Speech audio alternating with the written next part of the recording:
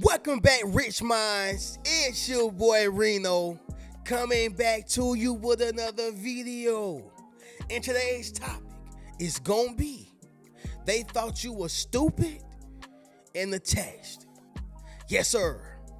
Let me say it louder for my chosen ones in the back.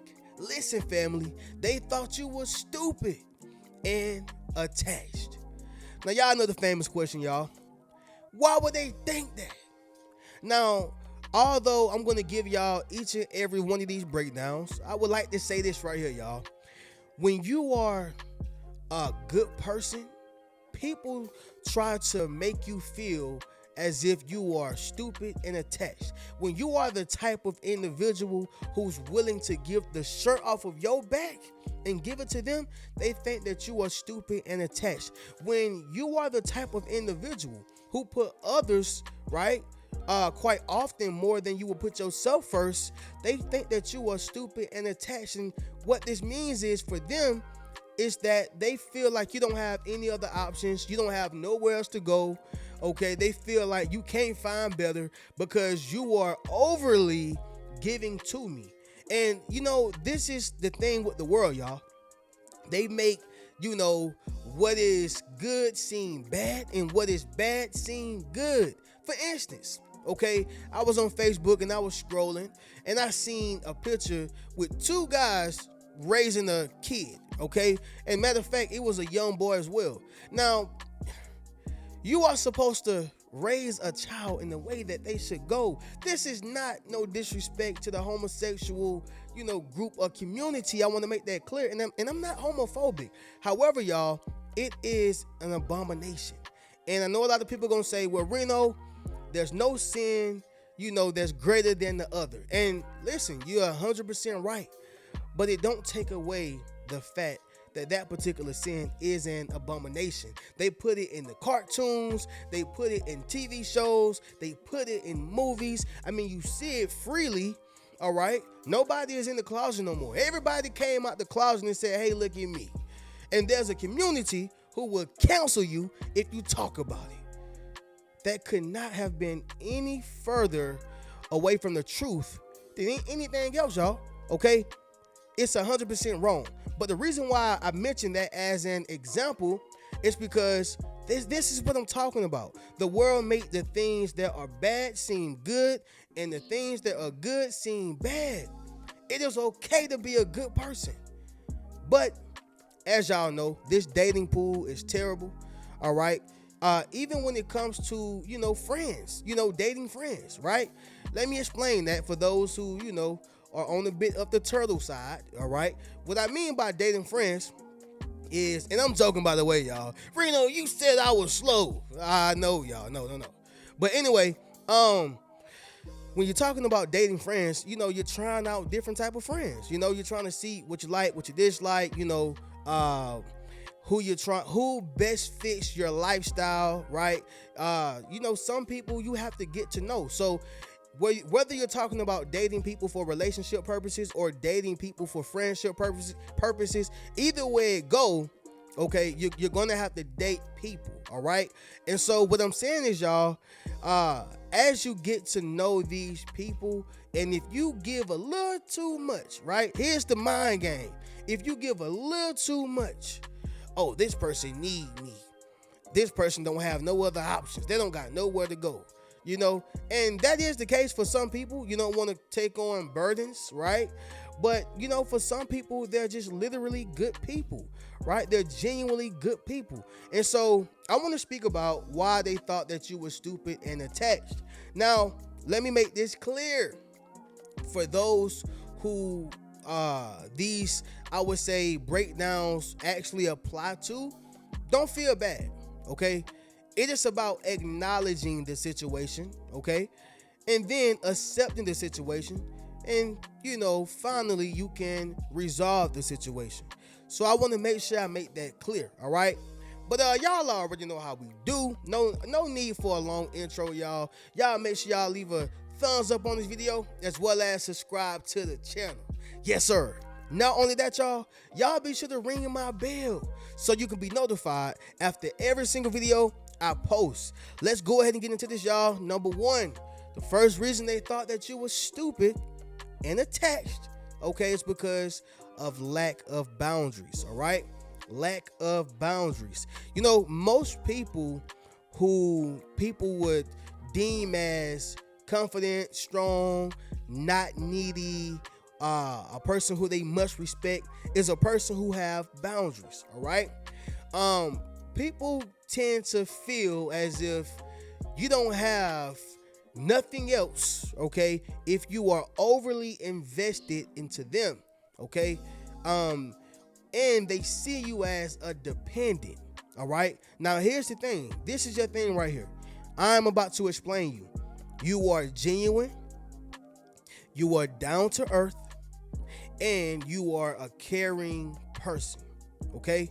Yeah, I know this is who you are. If this is who you are, drop in the comments and let me know, okay? I know y'all, I'm a psychic, okay? I'm just joking.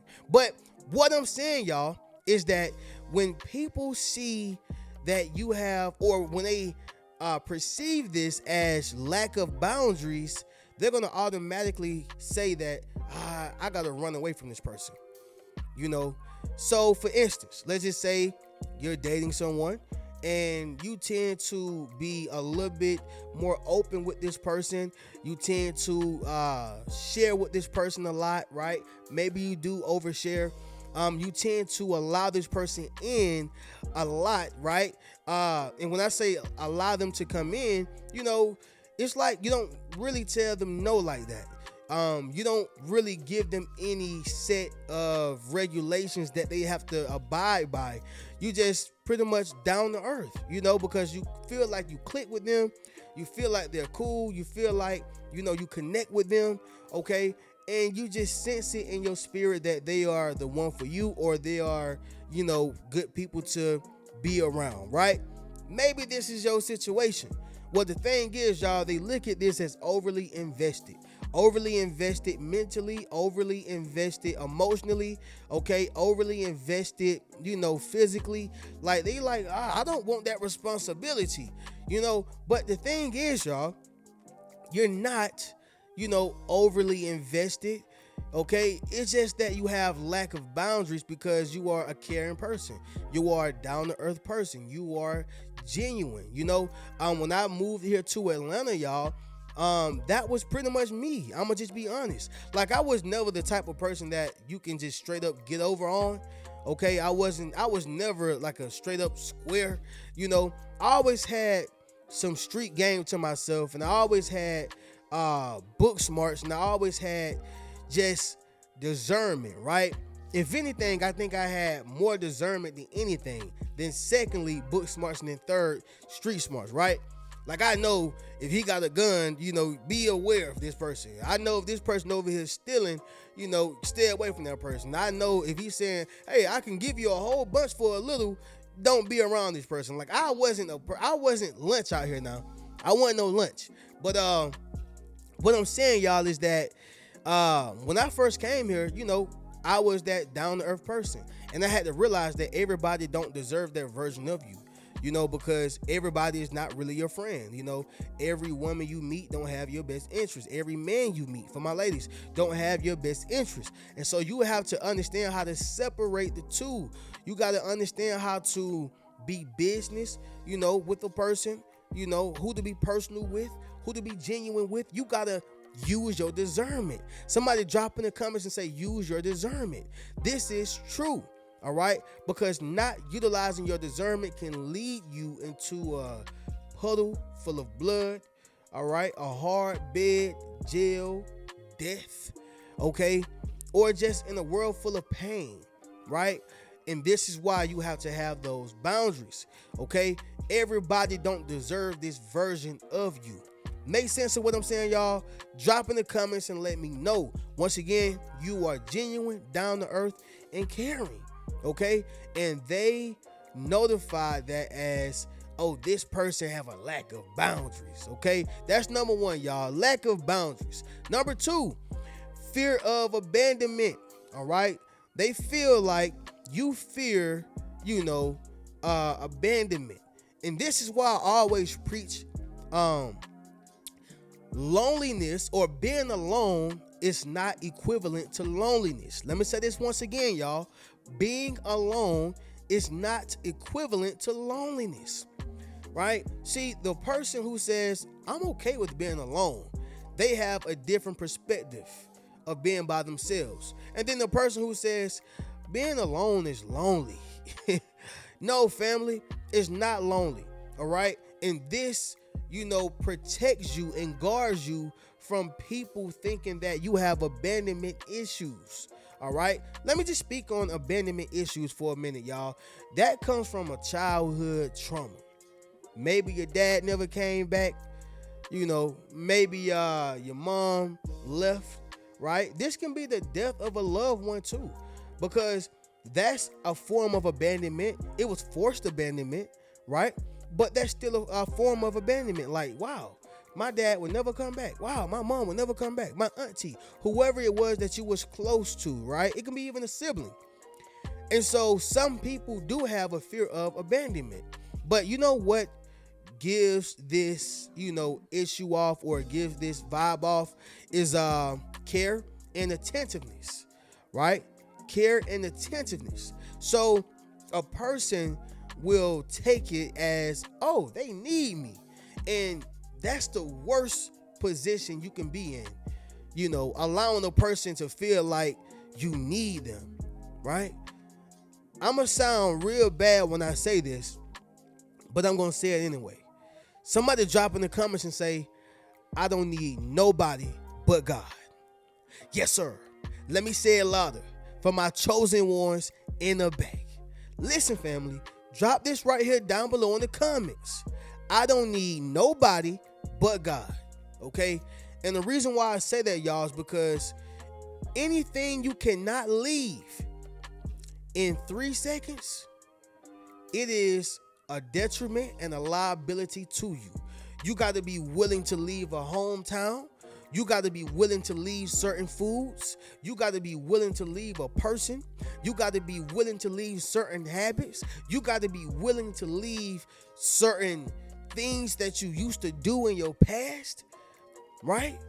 So what I'm saying is, y'all, is if you have the mindset of, I am okay with being alone, then fear of abandonment is not your issue.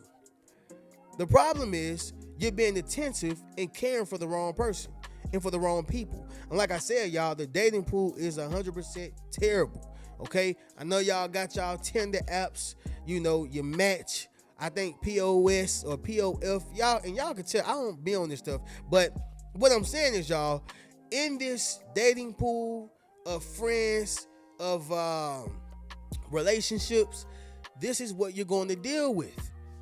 People automatically judge and think that, oh, they think they need me. Fear of abandonment. Fear of abandonment. But this is not your issue. All right. Moving on to the next one, y'all, is going to be number 3, and that is emotional dependence. All right. Emotional dependence. The reason why they thought that you were stupid and attached is because they felt as if you were dependent on them emotionally. Okay? But drop this in the comments, y'all. I will leave. Yes, sir. Make sure you drop in the comments, family, and say, I will leave. Family, when you are emotionally dependent on a person, they can get you so high to where you go past the clouds. And they can get you so low to where you go lower than earth. Okay? I mean, when a person have you around their fingers like that, once again, this can be family, this can be friends, this can be the relationship that you are in, right? Previously in, or even currently in. Family, emotional dependence is basically relying heavily on other people, all right, or another person for validation or happiness. You have to make your own happiness. You got to make sure you create your own place of peace. And when you are emotionally dependent, they're going to feel that and they're going to know that. Now, here's the thing, y'all. They misconstrued your thoughtfulness as neediness. Let me say that once again, y'all. They misconstrued your thoughtfulness as neediness. So the fact that you think about a person, hey, I'm going out. Do you want a burger? Hey, I'm going to the park. Do you want anything, from the park? All right, whatever you get from the park. Okay, I just said something. But when you think about people in this wicked system of things and in this wicked world, people can sometimes misconstrue that thoughtfulness as neediness. Okay. And so this goes back to what I said earlier. Everybody don't deserve your genuineness. Everybody don't deserve your kindness. Everybody don't deserve it because they're going to misconstrue it as neediness. They think that you're emotionally dependent on them. All right. And they're going to show you in many ways, y'all. One way they may show you is, threatening to leave you. Right? Threatening to harm your emotions, pushing your buttons, touching the things that they know you dislike and can't stand, right? Because they feel as if you are emotionally dependent, just to have a good day. That's the worst place to be in, right? But once again, y'all, they thought that you were stupid and attached. And that's not the case. They just misconstrued your thoughtfulness as neediness, all right? Everybody don't deserve the best version of you. All right. Somebody drop in the comments and say you don't deserve me. Number 4, y'all, consistent communication. Okay. Consistent communication. And y'all, if you are anything like me, y'all, like I told y'all, I am an ambivert. Okay. So I am an extrovert as well as an introvert. So sometimes I don't like talking at all. I just want to get my work done. I can be quiet as a mouse. Right. And I can be extroverted to where I'm so outgoing. I'm talking to the man down the street at the mailbox. Hey, what's going on, man? You good? All right, man, cool. That's just who I am as an individual. But when you have consistent communication, you are willing to talk issues out, speak about what's bothering you. You are willing to converse about real situations. Everybody is not willing to do that, y'all. They're not willing to do it. So don't feel bad for being the type of individual who require consistent communication because you like understanding. Now, I'm not telling you to nag people, but I'm also a firm believer that there's no question that is a dumb question, right? Like, that's why in school, family, I didn't care about raising my hand.